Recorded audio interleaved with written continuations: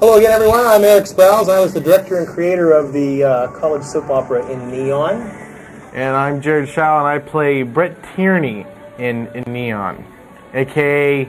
the party animal, a.k.a. the stud. And for the next stud.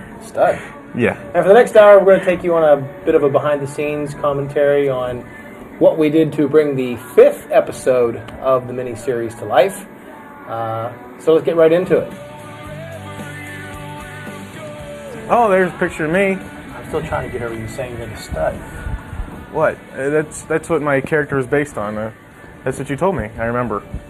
Yeah. Specifically. Oh, I missed my name in the credits. Oh. That is the worst. At least you'll see mine. Yeah. Somewhere along the way, we ended up doing every episode of In Neon with cliffhangers. And, once we saw Laura with bruises. Another we saw you getting shot. Yeah. That was the last episode. This was the follow-up episode to that one. So somewhere along the way, we ended up doing cliffhangers. And in order for this 5th episode to fly in, get right into the meat of things, I wanted to show that, look at that cliffhanger last. Yeah. But on one of the previously things there, it showed the limo scene with the limo, and we shot an alternate scene for that with Erik's car because we couldn't get the limo. We weren't sure if we were going to be able to do it. I remember shooting that. It was an all-night kind of thing. I think we got done like 4 in the morning. We started like at 7. So it's something that'll never be seen. Yeah, it was bad. We tried to book the limousine, 3 different times. And just we better do it just in case. Each time the limousine just couldn't be there, so the one time I got really upset, and I was like, we're just going to use my car! And we shot it, it never became... That scene right there where you're seeing me drive that car, that's our good friend Grant's, and the brakes weren't actually working on it that day, I remember. I kept on slowly going down the hill, and there I'm sweating to death up in the attic. That was in August, in the middle of the worst heat ever. Your room was... If you wanted a sauna, that's the place to go, pretty much, right? It had to have been at least 100 degrees every time we shot up. Well, that was the first night of shooting, and it was like, okay, it can't get any worse than this. I know. In the summertime, it was like, oh my God, it's so hot in this house. And then in the wintertime, it's like, oh my God, it's so cold in this house. Yeah. There's no medium. It was black or white. So this kind of rips up. We're going to begin this right where we left the cliffhanger from last time. This cliffhanger, I remember after this happened, I got about 5 or 6 calls on my answering machine when I went home. Really? They're like, yeah, what happens? But you got killed off. Yeah, and I said, hey, you're just going to have to watch. It was decent. This didn't end up... This wasn't supposed to be a cliffhanger. This was just supposed to be... But it's a really good cliffhanger, Yeah. It's all a matter of how you shoot it, I guess. This was just supposed to be a dream sequence where you kind of realize, or Brett realizes, that drugs is not the way for his character he wanted to go. Yeah. But because we were running out of time, and we shot, and ultimate episodes were starting to be shot a little bit out of order, I said, let's do it that way. Otherwise, if I intended that to be a cliffhanger, I think a much better way. Somebody actually suggested the gunshot that you heard there would have been Doomer shooting Ed Daniels. Oh, yeah, I remember talking about that. Or there were blanks in the gun. Yeah, just scare me. And he said, next time it won't be. Yeah. I remember we thought of a whole bunch of different things, like trying to figure out the best way to handle that after that becoming a cliffhanger. Right here, this is actually the California University marching or jazz ensemble performing this particular song. If you look closely, you'll see a cameo by someone who's in the band in real life. I don't know if it's gone by or not. And if you look really close, you can find Waldo. Maybe it's already gone by. But if you look close in the open here with the band... Bill Bennett. And Bill Bennett. Gotta love Bill Bennett. Gotta give him props. Laura. Oh, look at these guys. Who is sitting here in the crowd is actually in the band. That's stock footage from a concert they had done years and years ago. If you look closely, you can find Laura playing the xylophone, I think. Or just there she is in the back, right behind the purple. Oh, I did not notice that when I saw it. That's kind of a neat cameo. I found that and I put that stock footage in there, and no one really noticed that ever. Well, I'm not looking for it. Now I'm looking for it. Yeah. And you know what else? Bree, who plays Jen here, was not even there that day that they played the concert. So I think we kind of shot this. Yeah, it looks good. Very nice, and it was put together. Amazing. The things you don't know about TV, but I guess that's why you're doing this. Yeah, well, this scene came up with Dante and Jess right here. I remember me and Jess were down here looking at bloopers for it, and they seemed like they had a really fun time that night going back and forth and everything. Another interesting aspect, too, is when you showed Dante and Jess, there are two people sitting behind me. You see the one on the right with the camcorder, the one on the left with the sweater. They're the same people in that shot. Hey! Except we put a hat on one and we got rid of the camcorder on the other because we didn't have any extras to work with. So we just kept flip-flopping.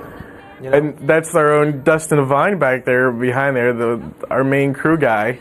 After a while in the series, it became a joke to find Dustin. Yeah. The guy with the camcorder on the right there. He probably should get his own credit in the next couple episodes, like as a co-star or something, because he's always popping up. He is in this, maybe half dozen times, just somewhere scattered throughout the show. And Bree actually doesn't play an instrument, does she, Eric? No, not at all. But she's pulling it off well in that scene. Extremely well. Yeah. She does not play an instrument. Now, the music playing is not the music they're playing, is it? No. Okay. It's a suite from John Williams, the movie Home Alone. Yeah. Who is actually one of my favorite musical composers. I don't know if I have a scene with Dante in this one. I don't think I do, but a thing we always did when we have close shots where we have to talk to each other that close is we usually try to eat something pretty foul before we shoot the scene, some Italian sub or, like or onions or something. And then when we're there, right before Eric will say action, we'll burp and blow it into each other's face and see who breaks first. It's like there's a story like that about Mel Gibson and Jodie Foster did that. Yeah. Before they had some big makeout scene, but me and Dante just burping each other's face. It really helped our craft of acting. Mm-hmm. And you can see there the extras in the background, how we've switched them. They're the same there, they're the same on Jess's shots, and it's really kind of neat. Yeah. This is a good scene between these two because this is the first time that they're having a date, and they're not really in love at this point, and they're not really. They kind of went out as friends, and Jess, they're both extremely talented at what they do. Dante's able to pull off that blind character. Oh yeah, they were always like when I had to do a scene with them, they were always fun to do. I always could joke around with them and stuff. I had a lot of fun when I had to shoot with them. And Jess is one of the most talented women I've ever worked with. She does a great job. She does a great job. So this is a really touching scene. Dante didn't mean to insult Jess. He meant something completely different, but she took it the wrong way. And it's interesting because Dante's trying to get with this girl. Mark is trying to get with this girl, and when you're trying to get with a girl, when you might say something wrong, you'll notice like their facial expressions. But with this, he doesn't have that. He just has to go by, talking that alone. That's real footage from the university choir. We used a lot of stock footage. Of course, this was low budget, so we couldn't afford to have a band come there or a choir actually come and perform. So it's all stock footage shot by CUTV, the university. You want to talk about the rain that you wanted for this scene? Yeah, that's a good point. Originally, this particular scene, I love stories that take place in the elements. Snow, rain, that kind of thing. And these two they hook up here eventually in this scene. And I liked it because there was no beauty in the scene. It took place in an alley with garbage and dumpsters and all kinds of other, there's something so nice and so loving could be born out of a garbage scene, that kind of a thing. Yeah. And originally I wanted it in the rain. I said, wow, it'd be really pathetic and they'd be both at the bottom of their ropes because, she feels bad because she does get around. He feels bad because they are blind, and they really need each other, and that's the whole beautiful point about these two. And I wanted it to rain, so we hooked up all these hoses this night. We were going to do all these hoses and spray them with rain and make it look like it was raining. But it was about 9 degrees. 2 degrees. You can notice their noses getting colder throughout They're turning red, and they had to go out like it was supposed to be winter, but they chose what they wanted to wear, and then all of a sudden a cold front came in. I mean, you got to hand it. I mean, even the Jess, she's got his skirt on, and oh man, it really was. It was like that old joke in Planes, Trains, and Automobiles with Steve Martin and John Candy, and say, "How cold do you think it is outside?" 1. and you can see, especially in Jess's nose. Look how red her nose is. Now there might be a time when we'll quit and we'll go inside and we get some hot chocolate and they'll come back out and all of a sudden the redness will be gone, but it was literally 9 degrees and they said I got to take my hat off to both of them because they still said let's go with the rain. And I said, you're crazy. There's no way. I said, no offense, I really admire that. I can't ever forget that, but if you guys get sick, I'd feel bad. Plus, I'd lose shooting time. Yes. And you were probably talking to them while your hand was frozen to the tripod. Because, man, does that get cold when that's cold outside and you're like, I gotta move the shot. Oh, exactly. And then you're trying to push buttons and your hands are icicles. But this scene, they really nailed it. I really like this scene with them. I like the scene where the guy and the girl, and they get like in a big fight, but then they come together, and I think they pull off really good. A lot of in Neon, when we first marketed this show, it wasn't supposed to be a soap opera, but that's the best way to describe it because it's a drama and with comedic undertones told with multiple storylines, and this is one of the first on-screen kisses of the whole series.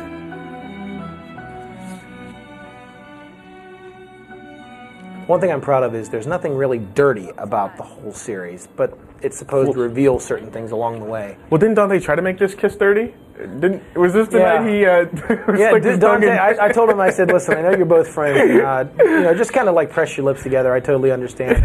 Dante played a little joke on Jess and... how can I say? Put his tongue in her mouth, and she about freaked. Yeah. It was a good blooper. It was funny. I like it too, especially when Dante drops his cane and they both sink down to the ground because they've pretty much sunk the lowest that they both can go in the whole series on both her end and his end. And I think the greatest funny thing about this scene right here is they're trying to get together in this like big romantic thing, and then Ted's in the background. He's got that T-shirt on. It says "Get over it." The ship sank from Titanic.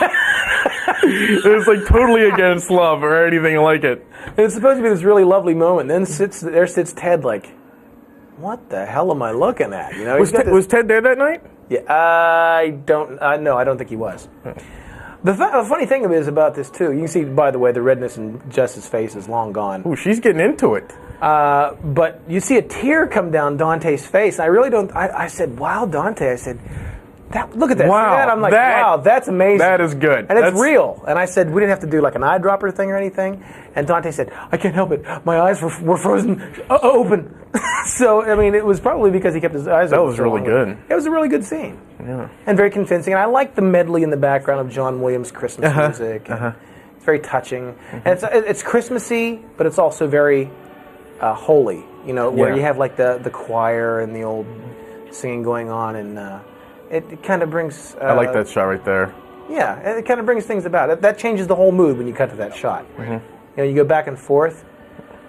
You really got to handle these guys. I mean, this is a long scene, and they're really sitting the character. And to be out in that cold that late at night, it gets to you. And like, I know when you say cut, Eric, I mean they'll be upset and everything, but they pulled off good when you say action. Yeah, exactly. And it was about 10 degrees. I'm not kidding. And we were out there all night. And the things you don't see are me with a parka and long underwear and jeans. This is an amazing kiss. I think it blows mine out of the water. That's later on in this episode. Not to give it away or anything, but who do you kiss? I kissed Jen. Really? Yeah. Remember, I have to flip through my notes on that one. Awesome crane. You like the crane? Doesn't it just scream rain or snow? Yeah. And I have a little story about the crane later on. When I'm laying down and we did the crane for like 5 hours. Oh yeah. Christmas decorations were fun to put up all the time. Yeah. I like this little dissolve here too. I wanted to have a touching moment between Jack and Kim, who are the two star-lost lovers who are totally together but eternally apart. Kermit the Frog was another big character. Him and Dustin. Kermit the Frog and Dustin would always show up. And I wanted to have these two on screen at the same time, but you couldn't because they were so miles apart. So we kind of managed it with that. That scene right there reminds me of like Summer Lovin' from Grease or something. When you see the two of them for a minute, or that one song in Grease where they're both singing each other. To be honest, don't kill me.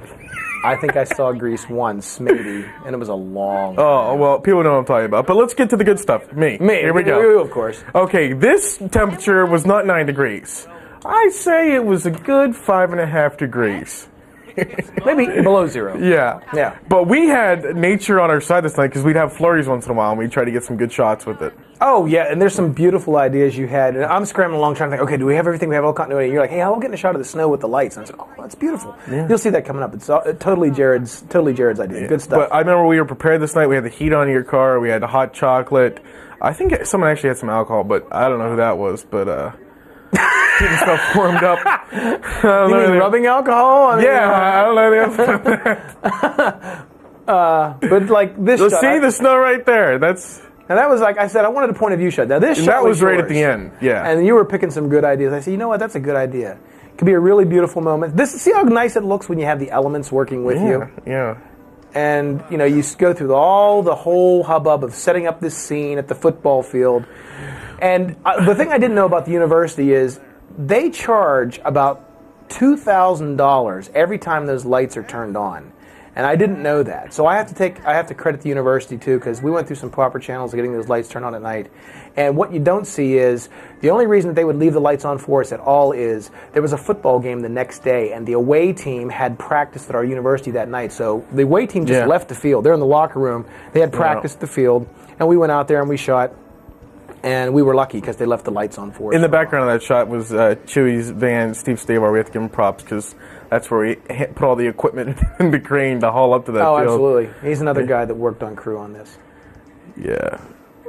So here we are, and this is Jen wants to show Brett for the first time what her big dream is, and she wants to be a drum major. And that's why I like the 50-yard line shot there. Jen wants to be drum major. Bree likes the 50-yard line for some other reason. This is... I don't know why. This scene right here, you can tell how cold Bree is. You can really feel for her there. Me, I'm warm as can be. I don't know why. You're on the ground, probably. All that rubbing alcohol. But I have to say, like, if the last scene did have raining and this one had snowing, it might not have made as much sense. So maybe that was a good call then, not to have the rain. Maybe it was raining one and snowing at the same time. But it was, I just remember it being so cold. I remember we cut a lot of lines this night too, because we had a ton of pages, and it was just so cold, and the wind was blowing, and we were not getting good audio, and me and you were talking, we're like, we just got to cut some pages down. I remember this scene was supposed to take place at the football stadium for a considerable length of time, and half of it we moved to what they call the wooded area behind the student union. You'll see it coming up later. And we were supposed to have some of it behind this football field, this picnic area, and we set that up one night, and we had lights on in the background and everything from from a baseball field, and this big storm came in, and it just, I remember rushing to get equipment and everything. Oh yeah. And then so we changed it around, but I think it worked out good this way. Well, the bad thing was the football stadium sits on top of a hill, which is about a mile up from the university. So the winds and with the winds just so with the added 5 degrees and the added wind chill, it was just ridiculous. And that's the thing that you don't see. I like my stuff there. That's some 80s right there. I like how you deliver Mr. Roboto. Mr. Roboto. Everybody makes fun of me because I'm from the 80s. And, you guys are from what the 90s or the 21st century or whatever. There I fall over. Oh, great. Mr. Roboto. So it's a nice little moment between Brett and Jen because she tells him what she wants to do, and that's her dream. She wants to be a music major, direct a band. And you're like, hey, look, you got to get out of this mode. And that's what I like about the Jen and Brett relationship is the fact that you help add things to her life that help get her on straight. And she helps add things to your life that gets your act on straight. And that's how some of the greatest love stories on tape are shot, When you donate parts to help her and she donates parts to help you, and you both realize it, but you don't even realize that you're helping each other. Yeah. And it works out. Yeah. I'm not in rhythm here at all. No, absolutely not. You have none. In fact... well, there was no music playing. I was just guessing, well, that's the beauty of the scene, too, because you don't know what drum major. You just get up there and dance, I'm trying to show her, like, I can look like an idiot and I don't care, so don't mind to come up and shake a thing. Yeah, well, it worked out well, too, because the point of the whole situation is, you're just supposed to come up here and have a good time. I'm trying to do like a Mickey Mouse thing, in Fantasia with the arms there for a little bit. That's a great looking scene, though, up at that football field. Mm-hmm. I love the high shots. There I'm having a seizure. Well, the thing is, I remember when I was in college, I was a drum major in the band, in the marching band, and it's hard, but it's fun. And you get up there and you showcase yourself, and that's what you were doing. And that kind of give a that end where I fall off the thing, we actually did a wide shot at the end. I said, Eric, I'm going to fall off for you. You're the director. I'm going to help you out. And of course, it did not make it. So I guess it wasn't believable enough. But it was. It just wasn't I injured funny. myself, and I cried a lot that night, and it meant nothing to you. It wasn't as funny as if... the Santa hat, too. That's in a lot, too. I'm sorry. Continue. That's a tradition that's gone through every Christmas episode of the soap. And I think there are, 2 or 3 of them that take place around the holidays. Now, let's see if Grant has the same outfit in the next scene. Yeah, Grant, who plays Cleve, is notorious for... not wearing the right clothes for the right scenes. Ted looks great with that hat on. Oh yeah, you can take him seriously any day. if a girl wears that kind of hat, especially Laura or whoever, it's like, wow, she looks cute with that. When you see Ted Froats, who plays Jack with that hat on, and he's got that big hairy face and long hair, you're like, Ted, what are you doing? How can you take that seriously? Right. But I like this part because we explore a little bit of mystery, of the soap, because Laura has taken roses to a graveyard and put them on someone's grave. And Jack happened to follow her, and they're trying to square it away as who that was and what that's all about. And when he mentions it, he kind of does it in a funny little way. I like how he blew the little party favor at the air. That was his idea. You're like, how's that? And she's kind of trying to make an excuse to get out of it. And but I thought that was kind of neat because we don't have a lot of mystery on the soap other than the drug-related storyline with you. And I liked it because a lot of people like Laura and her character because I think out of all the characters on the soap, even male and female, Laura's is probably the strongest in terms of most problems to overcome. Yeah. You know what I mean? Psychological problems, not physical problems. The way she is. You notice in the background it says hot on the window there, H-O. Yeah. I think it was because this is supposed to be taking place in winter and it's like summer when we're shooting it, It's so hot in that freaking place. Oh, man. Those clips from New Year's Eve were actually, I taped this in 1996. And which tells you that's a classic look there. I taped them in 1996, and they're like, because we tried to get this soap launched for so long, and I just kept them on file, and you'll see it's from Dick Clark's Rockin' Eve. Mary and Dante are great, but they're complete opposite kind of acting people with. I think Mary is is serious when you're acting with her. I remember trying to make her laugh and everything when she was doing her lines. And she, was, what are you doing? I'm trying to do my lines. I'm like, okay. And then I have Dante burping in my face. They have different personalities on the soap, and they have different personalities in real life. So it was a variety of people to work with and everything. Yeah, you nailed that one. These are two completely different type of actors. Dante is an actor who will say his lines, go with it, and get it done. He doesn't care what happens. Mary wants to know Mary's why. a method actress. Yeah. And she wants to know why. And if she's acting and the camera's on her and the camera's not on you and you're supposed to be acting with the scene, if you don't act out your scene, she doesn't feel the part. Yeah. She doesn't feel the way it's supposed to be pulled. Mm-hmm. And putting them together here in this scene is probably one of the few scenes that Mary and Dante or Cindy and Mark have together. Because I remember acting with Dante at times, he'd do his lines like, okay, I'm leaving, so I'd talk to the wall. Yeah.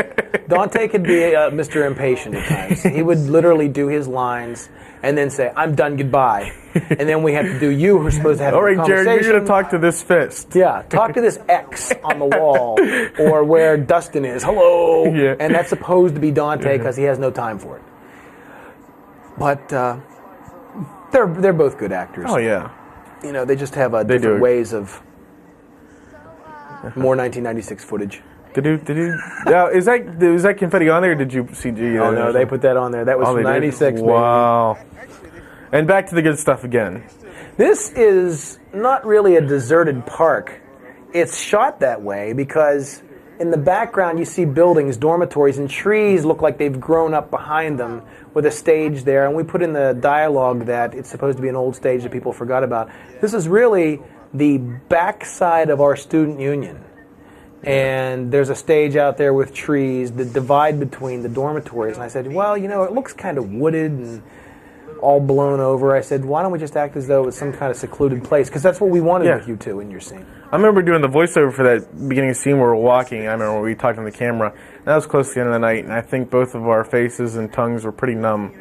So I think we had to do that a couple times. Yeah, this was another cold night. And this night... it's very well edited. I think it was 3 or 4 nights this whole scene takes place over. And we would do a page or two, we go inside and we get warmed up and we go right back at it. Mm-hmm. The lighting would change all the time. I think there's one point you can tell that the lighting will change in this. And this is where Jenna reveals... That was tough lighting to do because we had to get plugs from inside. And basically it was you, Bree, me, and Dustin. And we had to light this whole thing up ourselves. Yeah. And I think for what we had, it came out to be pretty good. It still looks like it's nighttime, and we still have that. Well, the problem with something like this is it's by the union, so people are coming by all the time. And you think they just stand there and watch, from behind the camera and the lights and everything, but no. They all have to yell and say hi, and which we're doing many takes, which got us all very annoyed. Yeah, some of the best bloopers were this night, too. Yeah. We're like, hey, can I be on TV? I'm like, sure, come over. You can take my spot. I'm going to go inside, get warmed up. Well, all right. Hey, I just flipped off the camera. Does that mean I'm going to be on TV?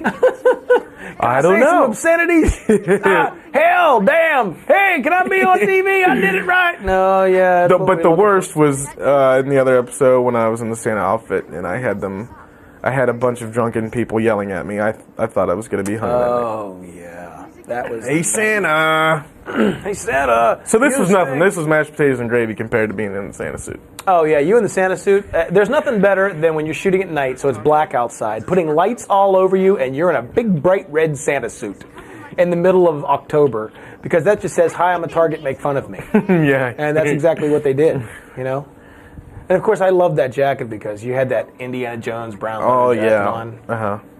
And this is the scene where Jen reveals that she's has a bit of a past to her. She's not really the naive girl that you think. She was a stripper in the past. Let's have the look and everything. And you're kind of like, oh, really? And we added this in, I remember, the cell phone thing. Because I had to go grab some stuff from the car.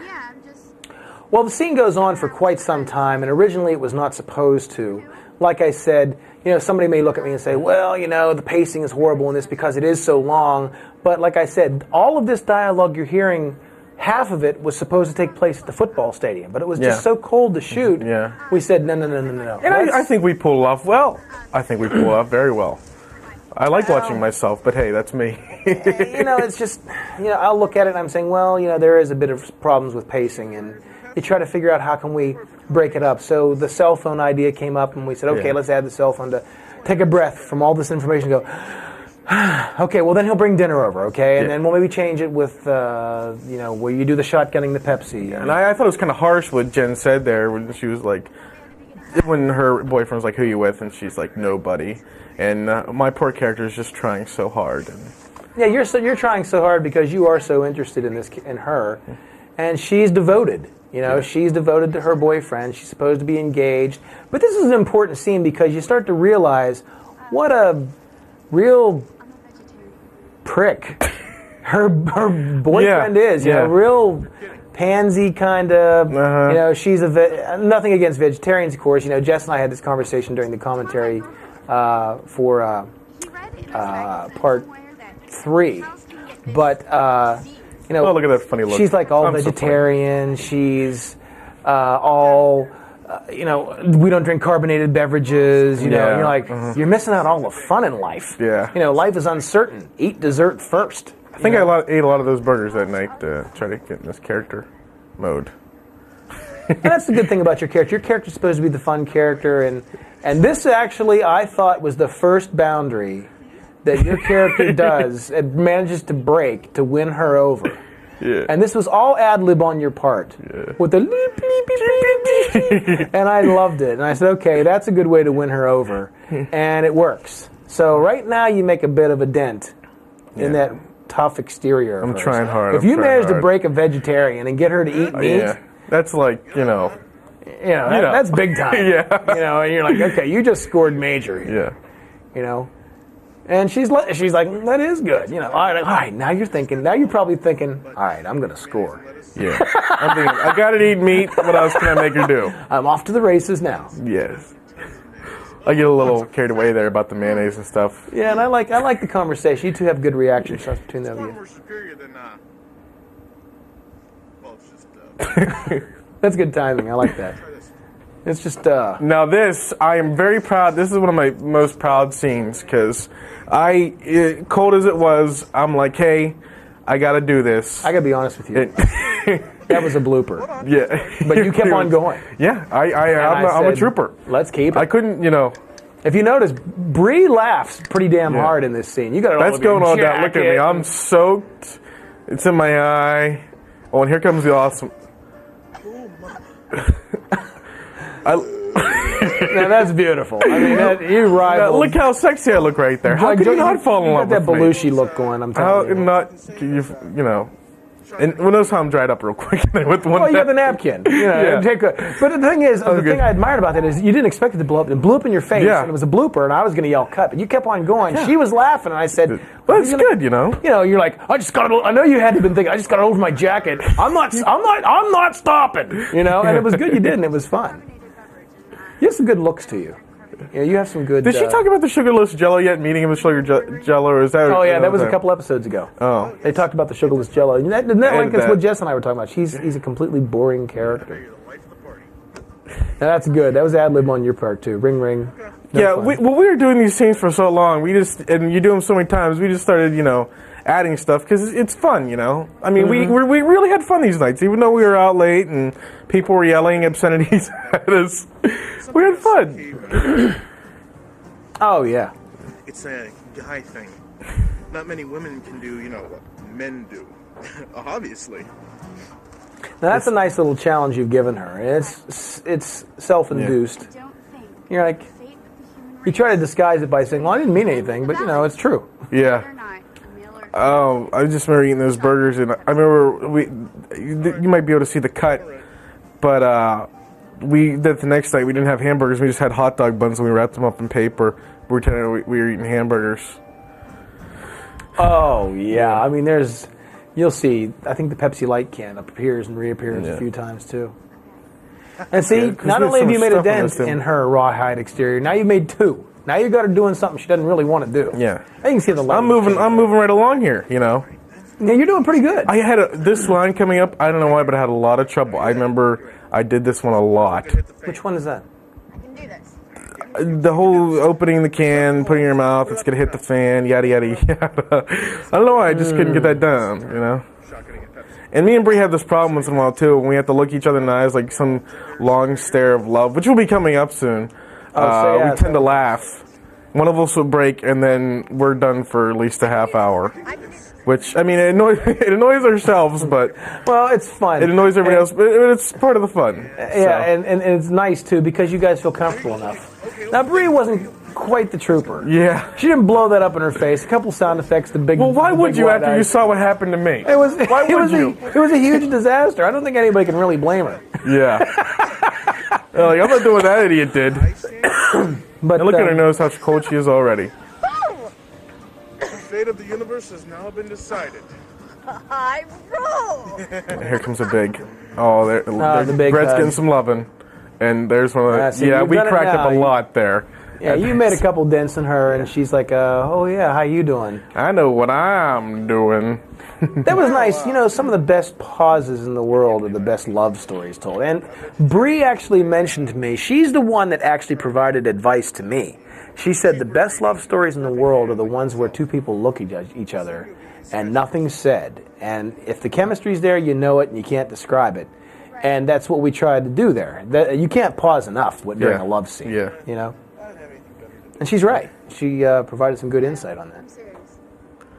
You really got my mind off a lot of things. See? And she's expressing how we're friends and, you know, old Brett there wants something more, but now he's starting to do the old swooning here, trying to woo her. This was pretty harsh, too. And in other episodes, you see Brett with a lot of girls come up to him and, you know, old girlfriends and everything. And this right here might think, how in the world does he get those girls when he says lines like this right here? And they buy it. That's what separates Jen from the rest. She's like, really?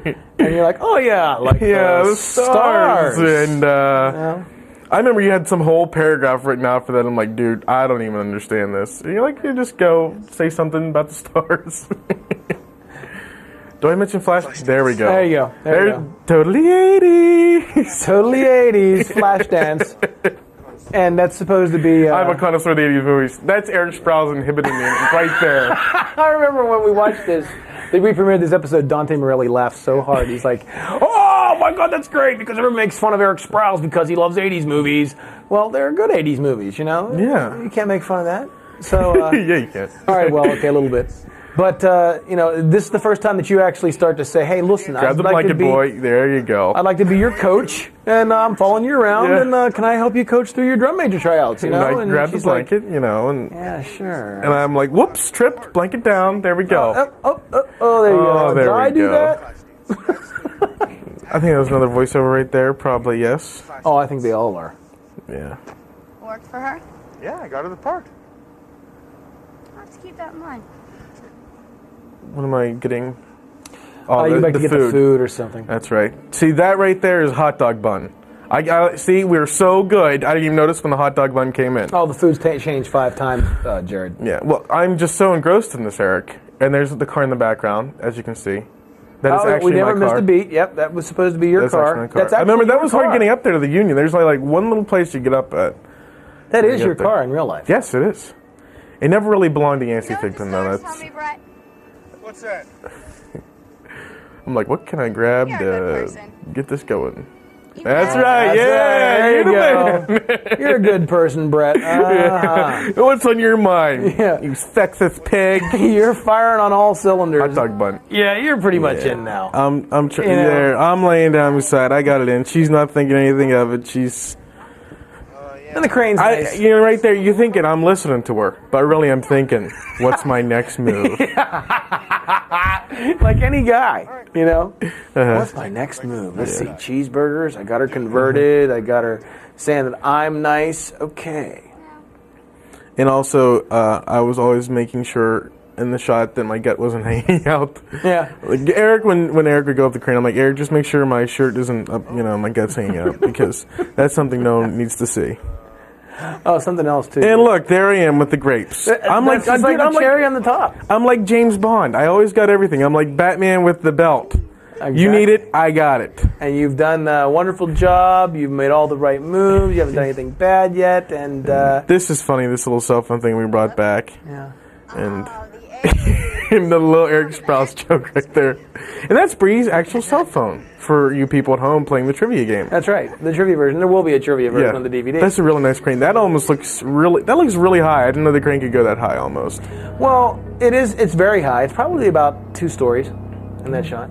But that seems nice because, she's discovering things about you, you're discovering things about her, you're starting to build on things, and when she turns it around and says, oh, it's ring ring, it's the 80s, it's for you, that's a line you used on her. Yeah. So you're starting to mesh in each other's I'm adapting lives, her. And the house looked really scary in that shot there. Hitchcock. And this attic is spooky. I remember Eric would always play jokes on me because there's always holes in the wall and everything. He'd be like, "What? Do you hear that? You hear that?" And I always thought a raccoon was going to come out and bite me or something and give me rabies. A raccoon or a bat. Yeah, It was freaky up there, and if like someone was downstairs and shut the lights off on you. And of course, this is where we go back and we kind of we finish off the cliffhanger that we had from the last episode. And he was great. Everything you've seen so far has taken place 24 hours earlier.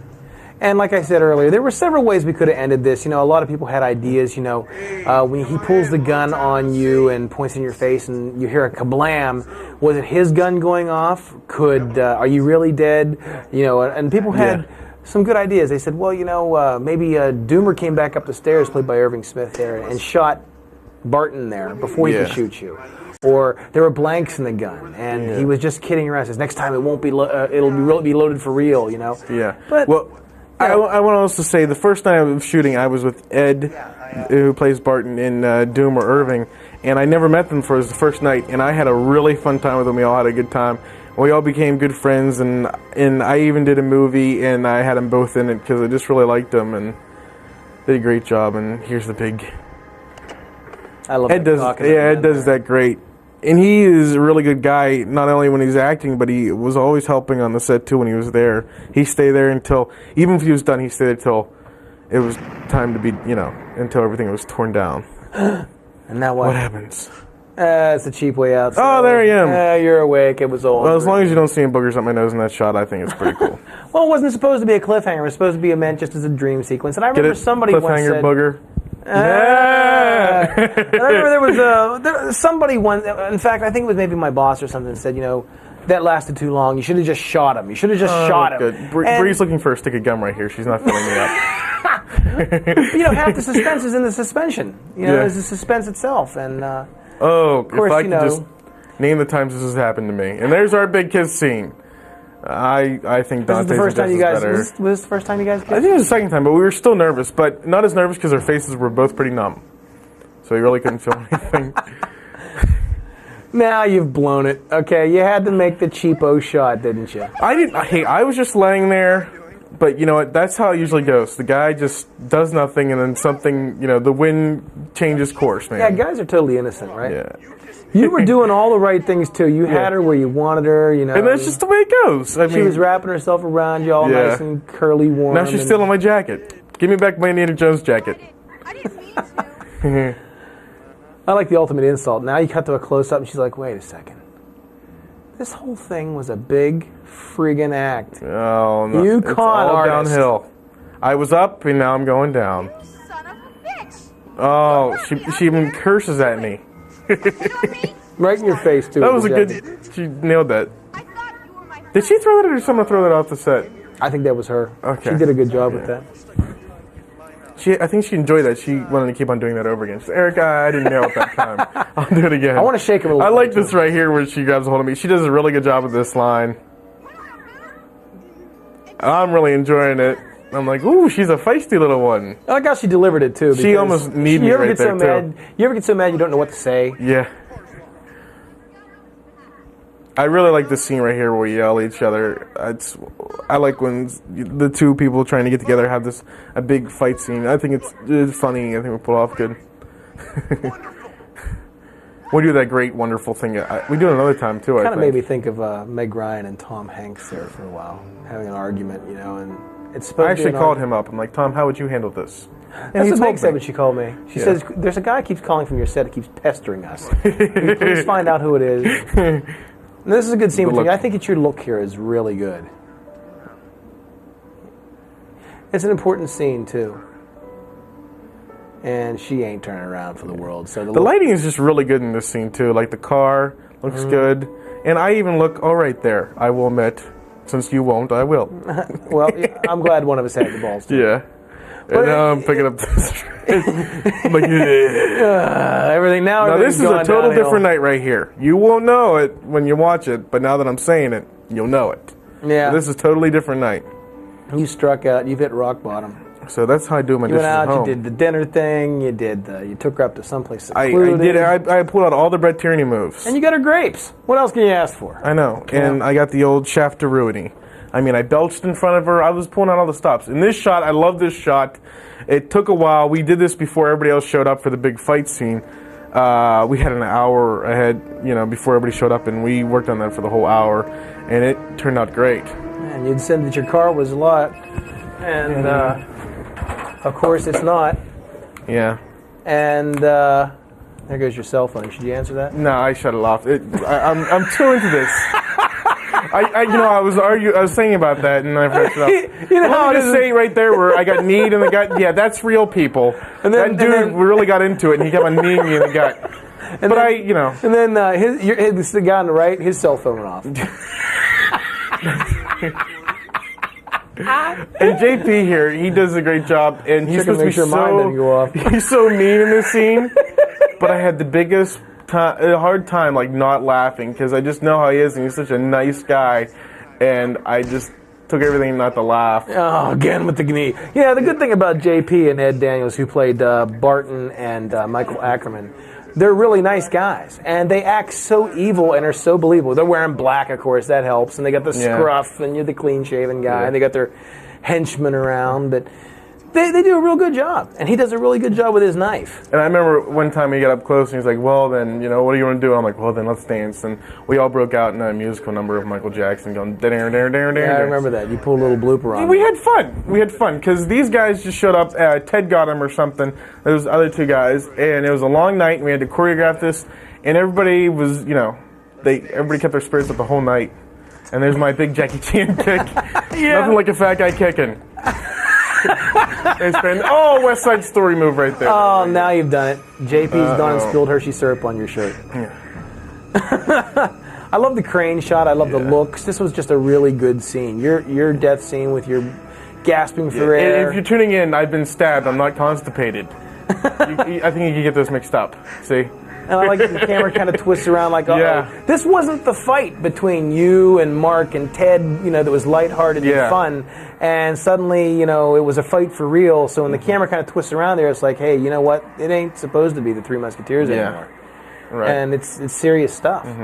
And I think everybody in that scene pulled it off, and it happened. It's neat that it happened at midnight on New Year's Eve. Yeah. Now, did this actually take place? Did this happen on New Year's, right? Or didn't you shoot that New Year's? No, this happened on New Year's. Oh, it did happen on New Year's? Yeah, yeah. I heard the rumor. I wasn't invited to the party. Well, we had heard that you were doing a gig down in Florida, MGM. But I didn't know. I tried calling your cell. I talked to your show first. I like to add in the background that Christmas tree. That's actually your Christmas tree, right, Eric? In real life, yeah. Well, a lot of those my posters Christmas are tree. and stuff, but I know that was your Christmas tree. You sacrificed your Christmas tree, and we all appreciated it. I think that's everybody hated that Christmas tree because after a while they had to put it up all the time. And it's not like any other normal Christmas tree where you just go doot, doot, doot, doot. It comes in levels, and when you turn the level over, it falls apart, and it was just a big, huge pain in the. Happy New Year. So the irony here is everybody's having a good time celebrating New Year's. Hey, it's together and friends, and you're dying out in the middle of an open field. Yeah, I have to add, like, people have the beer bottles, and those beer bottles were there for months. And it was like, okay, you need to take a swig out of it, and you have to put, like, water in it, and just to drink out of those would be nasty. I know Ted always did it. I was like, oh, look at this. Great acting.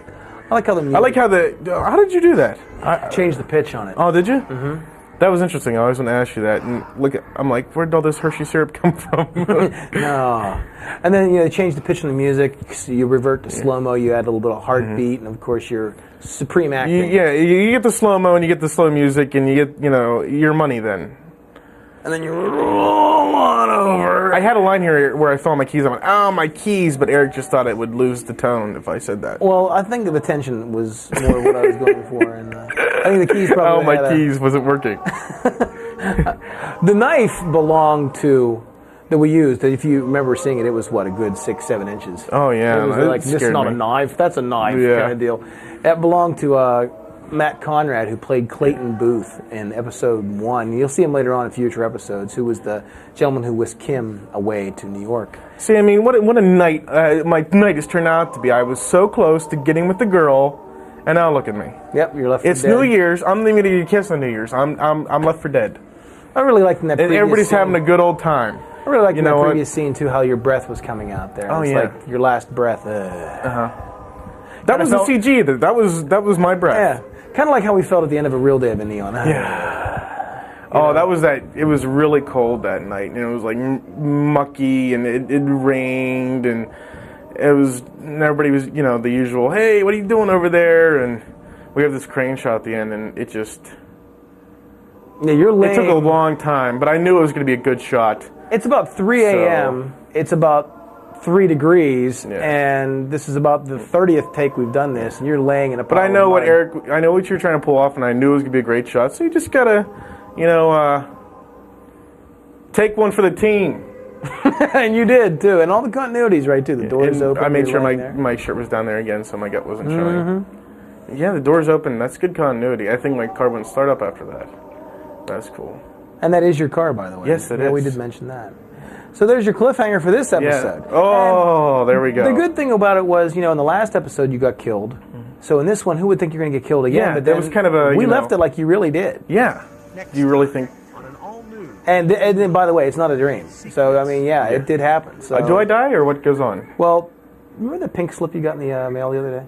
I never got anything. Oh, never mind. Oh, okay. Anyway, I want to compliment them on the scene, Mary and Michael Slavin. I think I was uncomfortable kissing Bree, but that right there, the tension between them, that's very impressive. Oh, absolutely. To handle that. That's a beautiful theater too that we shot in. It's the State Theater in Uniontown. It kind of has that New York kind of feel of a small theater. And of course, the campus medical center here at the university doubles as our hospital. And I don't know what JP was thinking of his hair. I mean, he had little bow ties or something. You could think he was on crack then or something. I remember when we shot that; it was really cold too. What, on the steps there? Yeah, that fast was cold. We did it. And there you have it. Who did this here? This neon thing. Did you do that? Neon graphic, believe it or not, was done by Ed Daniels, who plays David Barton, the guy who shot you in the last episode. Oh, very cool. He has his own effects studio at his house, and he did it. I did not know that. It's very interesting. And I always put that little dedication in every episode because I like to dedicate every episode to the friends I had in college. In fact, I showed them these episodes and it brings back a lot of memories that they have. A lot of people are confused. They think this was a self-biography, and it was not. These are original characters. These are not people that I knew. And a lot of people say, so these are your friends? I'm like, no. I said it's just a dedication to those friends because a lot of stories or ideas or characterizations of those people came from people I knew in college. I'm the 7th one down. My name is number 7 down. Oh, your name's your name's Shao with an S. If it was, if it was Jared Anderson, you would have been first. I had to admit, say Dustin Devine when he was on the set and we did those crane shots at night with the coal and how cold it was, and that crane is huge, and he would always have to lug it up and set it up and everything, and I got to hand it to him because that thing is a pain in the butt and it's cold. And he'd do it by himself. Too. Yeah, he would. It was amazing.